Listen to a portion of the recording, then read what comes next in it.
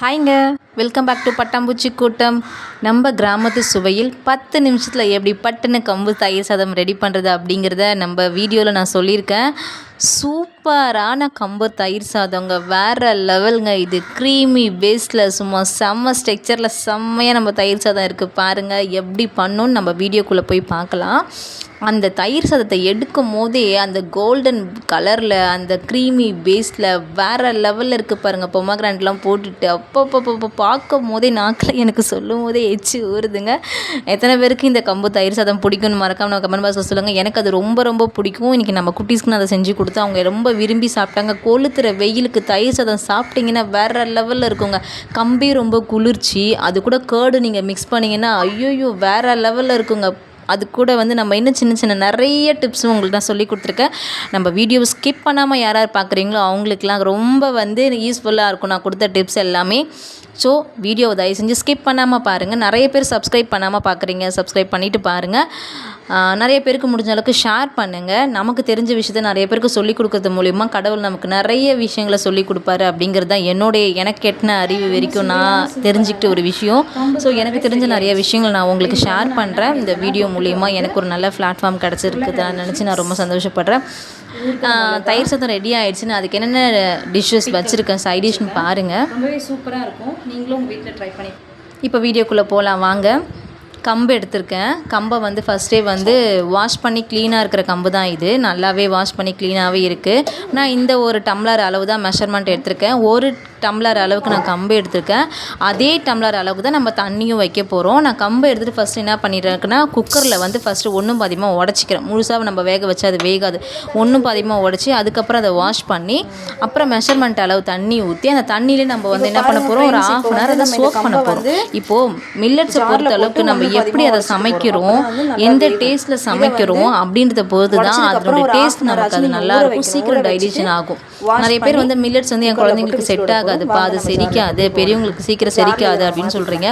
அது செய்கிற விதம்னு ஒன்று இருக்குது. அந்த மாதிரி நீங்கள் செஞ்சிங்கன்னா கண்டிப்பாக அந்த மில்லட்ஸ் உங்களுக்கு செரிமான தன்மையை கொடுக்கும். இந்த காக்கா வேறங்க, நான் எப்போல்லாம் ரெக்கார்டு பண்ணுறேன்னா அப்போல்லாம் கத்திட்டு இருக்குங்க. அது கொஞ்சம் நீங்கள் எப்படி சொல்கிறது அட்ஜஸ்ட் பண்ணிக்கோங்க.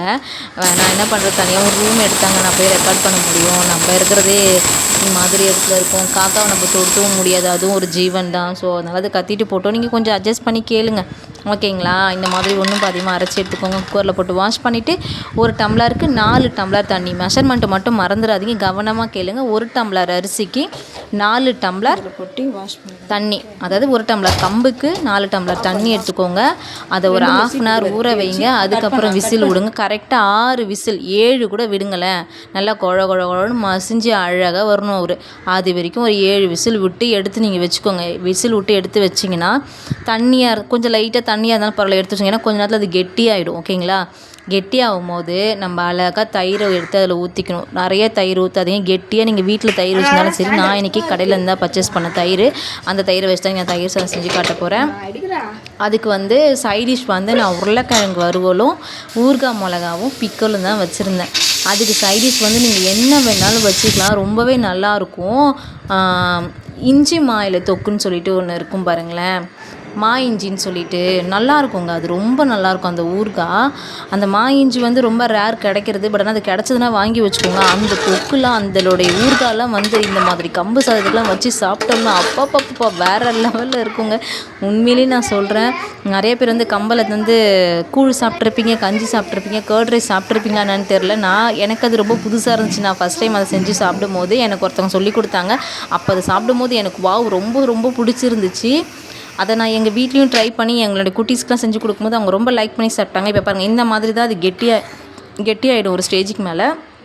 அதுக்கப்புறம் நம்ம அதில் தயிர் போட்டு ஒரு சின்ன டிப்ஸ் நான் சொல்லி கொடுக்குறேன். அதை மறக்காமல் எல்லோரும் ஃபாலோ பண்ணுங்கள், கவனமாக கேளுங்க, ஓகேங்களா? வீடியோவில் நிறைய டிப்ஸ்லாம் நான் சொல்லித்தரேன். இப்போ பார்த்தீங்கன்னா நம்ம நார்மலாக தயிர் சாதத்துக்கு தயிர் மட்டும் தான் ஊற்றுவோம். சீக்கிரமாக அது என்ன ஆகும், நீங்கள் காலைல பிள்ளைங்களுக்கு சமைச்சு கொடுத்து கட்டி கொடுத்து அமிச்சிங்கன்னா அது சீக்கிரமாக கெட்டி ஆகிடும். பிள்ளைங்க வரன்னு இருக்குன்னு சாப்பிட மாட்டாங்க. சப்போஸ் புளிக்க ஆரம்பிச்சிரும். ஸோ நான் ஒரு சின்ன டிப்ஸ் சொல்லி கொடுக்குறேன். ஒன்றுமே இல்லைங்க. நீங்கள் பார்த்தீங்கன்னா இப்போ நான் தாளிப்பு போட்டிருக்கேன். நான் என்னென்னு சொல்லிடுறேன். தாளிப்பில் கடுகு உளுத்தம்பருப்பு, கடுகு உளுத்தம்பருப்பு, பச்சை மிளகா, கருவேப்பிலை, இஞ்சி எல்லாமே பொடியாக கட் பண்ணி போட்டிருக்கேன். இந்த தாளிப்பையும் எடுத்து வச்சுட்டு ஒரு ஓரமாக வச்சுக்கலாம். தயிர் பாதி இப்போ ஒரு போர்ஷன் தயிர் எடுத்துக்கிறீங்கன்னு வச்சுக்கோங்களேன், அதில் வந்து பாதி போர்ஷன் தயிர் எடுத்துக்கோங்க, மீதி போர்ஷனுக்கு காய்ச்சின பால் எடுத்துக்கோங்க. நீங்கள் பால் மட்டும் ஊற்றி தயிர் சாதம் உங்கள் பிள்ளைங்களுக்கு செஞ்சு கொடுங்களேன், குட்டீஸ் அப்படி சும்மா விரும்பி சாப்பிடுவாங்க. அது க்ரீமியாக இருக்கும், அதோட டேஸ்ட்டே வேறு மாதிரி இருக்கும். உண்மையிலே ரொம்ப சூப்பராக இருக்கும். நீங்கள் அதை செஞ்சு சாப்பிட்டு பார்த்துட்டு எனக்கு கமெண்ட் பாக்ஸில் சொல்லுங்கள், நீங்கள் சொன்னது உண்மையா பொய்யா அப்படின்னு சொல்லிட்டு உங்களுக்கே தெரியும் நான் சொன்னது உண்மையா பொய்யான்னு. அப்படி ஒரு டேஸ்ட் இருக்கும். பிள்ளைங்க வந்து நார்மலாகவே பிள்ளைங்களுக்கு தயிர் சாதம் ரொம்ப பிடிக்கும். ஏதோ சம்டைம்ஸ் அது கெட்டியாகிடும், செய்ய தெரியாதவங்க வந்து கொஞ்சம் வரன்னு இருக்கிற மாதிரிலாம் செஞ்சுட்டாங்கன்னா பிள்ளைங்க கொஞ்சம் கஷ்டப்படுவாங்க. அந்த மாதிரி டைமில் நீங்கள் இந்த மாதிரி நீங்கள் அந்த பிள்ளைங்களுக்கு செஞ்சு கொடுத்தீங்கன்னா சுத்தமாக வைக்கவே மாட்டாங்க, அப்படியே ஃபுல்லாக டிஃபன் பாக்ஸை காலி பண்ணிடுறாங்க. பாருங்கள், இப்போ நான் தயிர் ஊற்றிட்டு மில்க்கும் ஊற்றிருக்கேன். அது பாருங்கள் எப்படின்னா ஒரு க்ரீமி டெக்ஸ்சரில் வருதுன்னு மட்டும் பாருங்கள். இந்த மாதிரி ஒரு கம்பு தயிர் சாதம் நீங்கள் செஞ்சு கொடுத்தீங்கன்னா யாருங்க வேணான்னு சொல்லுவாங்க? எல்லாருமே நாக்கை தட்டிட்டு சூப்பராக சாப்பிட்ருவாங்க. அதுக்கேற்ற சைடிஷ் வேறு நம்ம கொடுக்குறோம் முறையாக, பொட்டேட்டோ ஃப்ரை, இதெல்லாம் யார் வேணான்னு சொல்லுவாங்க. சூப்பராக இருக்குங்க.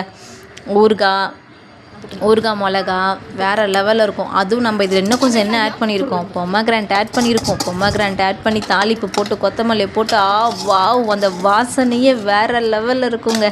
ரொம்பவே சூப்பராக இருக்கும். அந்த வாசனையை நீங்கள் அப்படியே கிண்டும் போது இந்த ஸ்மெல்லு, அதோடய ஸ்ட்ரக்சரு, அதோடைய கலரு அப்படியே பார்க்கவே சூப்பராக இருக்கும். இந்த மாதிரி ஒரு தயிர் சாதம் நம்ம பிள்ளைங்களுக்கு நம்ம கொடுக்கும்போது அவங்க அதை பார்க்கும் போதே அவங்களுக்கு அதை சாப்பிடணுன்ற ஃபீல் ஆகிடும். நான் வந்து பார்த்திங்கன்னா இப்போது அதை செஞ்சு முடிச்சாச்சு. நான் சைட் டிஷ் ரெடி பண்ணுறேன். நம்மளோட வீடியோஸை மறக்காமல் சப்ஸ்கிரைப் பண்ணிவிட்டு பாருங்கள், ஷேர் பண்ணுங்கள், கமெண்ட் பண்ணுங்கள். நான் நிறைய டிப்ஸ் அண்ட் ட்ரிக்ஸ் சொல்லியிருக்கேன். இந்த வீடியோஸ் பிடிச்சிருந்தேன் எனக்கு மறக்காமல் வந்து நீங்கள் கமெண்ட் பாக்ஸில் சொல்லிவிடுங்க. 7 நாள் 7 சிறுதானிய வகைகள் தான் நம்ம சொல்லியிருக்கோம். ஃபஸ்ட் டே வந்து நம்ம ராகியில் தோசை மாவு செஞ்சு கொடுத்தோம், செகண்ட் டேயில் கம்பில் தயிர் சாதம் செஞ்சு காமிச்சோம். நாளைக்கு என்ன மில்லட்ஸில் என்ன டிஷ் வேணுன்றதை நீங்கள் கமெண்ட் பாக்ஸில் சொல்லுங்கள். எத்தனை பேர் என்னென்ன கேட்குறீங்களோ அதுக்கேற்ற மாதிரி நான் நாளைக்கு சூஸ் பண்ணி செய்கிறேன். ஓகேங்களா? இன்றைக்கி உங்கள் சாய்ஸ். கம்பில் வந்து கர்ட் ரைஸ் சமைச்சு சாப்பிட்றது வந்து ரொம்ப உடம்புக்கு வந்து ரொம்ப கூலிங், ரொம்ப குளிர்ச்சி, ரொம்ப கூலிங்கு. அடிக்கிற வெயிலுக்கு கம்பு சாதம்லாம் வந்து நான் செஞ்ச மெத்தடில் நீங்கள் உங்கள் பசங்களுக்கு செஞ்சு கொடுத்தீங்கன்னா குட்டீஸ் ரொம்ப விரும்பி சாப்பிட்டு. நம்ம கம்பை தயிர் சாதம் ரெடி பண்ணிட்டோம். அதுக்கு சைடிஷ் வந்து பார்த்திங்கன்னா அதுக்கு சைடிஷ் வந்து பார்த்திங்கன்னா நான் வந்து உருளைக்கிழங்கு வறுக்கிறேன். அதுக்கப்புறம் வந்து ஊறுகாய் மிளகா, கார்லிக் பிக்கல், இது 3மே நம்ம இன்றைக்கி கம்பு கர்ட் ரைஸ்க்கு சைடிஷாக பண்ண போகிறோம். நீங்கள் வேணால் டிஃப்ரெண்ட்டாக எதாவது பண்ணிக்கலாம். நான்வெஜ் சாப்பிட்றவங்களா இருந்தாக்கா கருவாடு வறுத்துக்கலாம், மீன் வறுத்து சாப்பிட்லாம். கருவாடு வந்து ரொம்ப சூப்பராக இருக்கும் தயிர் சாதத்துக்கு. பட் இதில் மில்லட்ஸ்ன்றதுனால நீங்கள் இந்த மாதிரி வெஜிடேரியனே ரொம்ப யூஸ் பண்ணிக்கலாம். ஊறுகாய் மிளகா, அப்புறம் வந்து இது இல்லை, அது பேர் என்ன சொல்லுவாங்க, ஒரு வத்தல் நீட்டாக இருக்கும், கொத்தவரங்காய் வத்தல் சொல்லுவாங்க பாருங்க, அது ரொம்ப சூப்பராக இருக்கும். அது போட்டு சாப்பிட்லாம். கத்திரிக்காய் வத்தல், மற்றபடி நீங்கள் என்னென்ன வத்தல்லாம் வந்து நீங்கள் செஞ்சு வச்சுருக்கீங்களோ அது எல்லாமே நம்ம போகும்போது நம்ம லஞ்ச் பாக்ஸ்க்கும் இதை நீங்கள் செஞ்சு கொடுக்கலாம். ரொம்ப விரும்பி சாப்பிடுவாங்க. நீங்கள் வீடியோ ஸ்கிப் பண்ணாமல் பார்த்தீங்கன்னா வீடியோவில் நான் ஒரு சின்ன சின்ன டிப்ஸ் அண்ட் ட்ரிக்ஸ்லாம் சொல்லி கொடுக்குறேன், அதெல்லாம் ஃபாலோ பண்ணுங்கள். காலையிலே நம்ம ரெடி பண்ணி கொடுக்கறதுனால தயிர் சாதம் வந்து புளிச்சிடுன்னு ஒரு சில பேர் ரொம்ப ஃபீல் பண்ணுவீங்க. புளிச்சிச்சுன்னா பசங்க எப்படி சாப்பிடுவாங்க, புளிச்சிச்சுன்னா ஒரு சில பசங்க சாப்பிட மாட்டாங்க அப்படின்னு சொல்லிட்டு யோசிப்பீங்க. அதுக்காக தான் நம்ம என்ன பண்ணுறோன்னா தயிர் சாதத்துக்கு கூட பால் மிக்ஸ் பண்ணுறோம். காய்ச்சின பால் இருக்கு இல்லையா, இப்போ வந்து நீங்கள் ஒரு டப்பா தயிருக்கு வந்துட்டு நீங்கள் 1/2 டப்பா தயிரை மாற்றிட்டு மீதி கொஞ்சம் 1/2 டப்பாவுக்கு நீங்கள் வந்து காய்ச்சின பால் ஊற்றிக்கிட்டிங்கன்னா தயிர் கூட பாலும் சேர்த்து அது சேர்ந்து புளிக்கிறதுக்கு கொஞ்சம் லேட் ஆகும். அப்போ வந்து தயிர் சாதம் வந்து உங்களுக்கு சீக்கிரமாக புளிப்பு ஆகாது, ரொம்பவே நல்லாயிருக்கும். அந்த டேஸ்ட்டுமே கொஞ்சம் க்ரீமி டேஸ்ட் மாதிரி கொஞ்சம் நல்லாயிருக்கும். நம்ம செஞ்ச மெத்தடில் நீங்கள் வந்து கம்பு தயிர் சாதம் செஞ்சிங்கன்னா க்ரீமியாக இருக்கும். பசங்க வந்து அது வந்து ரொம்ப ட்ரையாகவும் ஆகாது, பால் நம்ம மிக்ஸ் பண்ணுறதுனால கொஞ்சம் க்ரீமி பேஸ்லேயே இருக்கும். அப்படின்னா ரொம்பவே நல்லாயிருக்கும். தயவு செஞ்சு நீங்கள் எல்லாருமே இதை ஃபாலோ பண்ணுங்கள். பிடிச்சவங்க ஃபாலோ பண்ணுங்கள், பிடிக்காதவங்க ஸ்கிப் பண்ணிக்கோங்க. எல்லோரும் ஃபாலோ பண்ணணும்னு நான் கம்பல் பண்ணலை. ரொம்ப நல்லாயிருக்கும். கொஞ்சம் ஹெல்த்தியான விஷயங்களை சொல்லி கொடுக்குறேன், அவ்வளோதான். அதே மாதிரி வந்து இப்போ வந்து நம்மளுடைய பொட்டேட்டோ வந்து ரெடி ஆயிடுச்சு. இன்னும் வந்து கொஞ்சம் தான் ரெடி ஆகணும். அதே மாதிரி இப்போது நம்ம பொட்டேட்டோ ஃப்ரை ரெடி ஆகிடுச்சு. இன்னும் கொஞ்சம் பொட்டேட்டோ தான் இருக்குது. அதுவும் ரெடி ஆனதுக்கப்புறம் நம்ம ஊறுகாய் மிளகா வறுத்துக்கிட்டு நம்ம வந்து பசங்களுக்கு வந்து நம்ம குட்டீஸ்க்கு வந்து கர்ட் ரைஸ் கொடுக்க ஸ்டார்ட் பண்ணிட வேண்டியது. அவங்களுக்குமே ரொம்ப நேரம் பசின்னு சொல்லிட்டு இருக்காங்க. இன்னொரு விஷயம் சொல்ல மறந்துட்டேன்.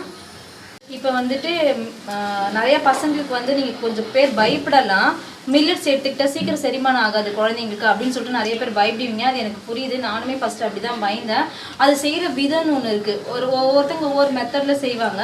அது இப்படி தான் செய்யணும்னு ஒரு விதம் இருக்கு இல்லையா? ஸோ அந்த மாதிரி நம்ம அதை செஞ்சோம்னா மில்லட்ஸ் வந்து சீக்கிரமாகவே டைஜஷன் ஆகிடும், செரிமானம் ஆகிடும். நார்மலாக அது அரிசி தாங்க, அதுவும் நம்ம நார்மல் ஒயிட் ரைஸ் சாப்பிட்றோம் இல்லையா, சேம் அதே தான், சிறுதானிய வகை அது, அவ்வளோதான். அந்த காலத்துலலாம் அதுதான் ஜாஸ்தி சாப்பிட்ருக்காங்க. இப்போ தான் நம்ம அது எல்லாத்தையும் மறந்து இந்த சீக்கிரமாக ஸ்ட்ரீம் ஆகிற அரிசி அந்த மாதிரி நம்ம வாங்கி சாப்பிட ஆரம்பிச்சிட்டோம். ஸோ நீங்கள் வந்து இந்த மாதிரி மறுபடியும் நம்ம வந்து பழைய பாரம்பரிய உணவுக்கே எல்லாருமே மாறுறோம். நான் மட்டும் கிடையாது, நிறைய பேர் இப்போ மாறிட்டு இருக்காங்க. ட்ரெடிஷ்னல் ஃபுட்டு அப்படிங்கிறது வந்து ரொம்ப ட்ரெடிஷ்னலாக ஆயிடுச்சு. இப்போ வந்து கரண்ட்டில் வந்து ரொம்ப பீக்காக இருக்கிறது அது ஒரு விஷயம் மட்டும்தான்.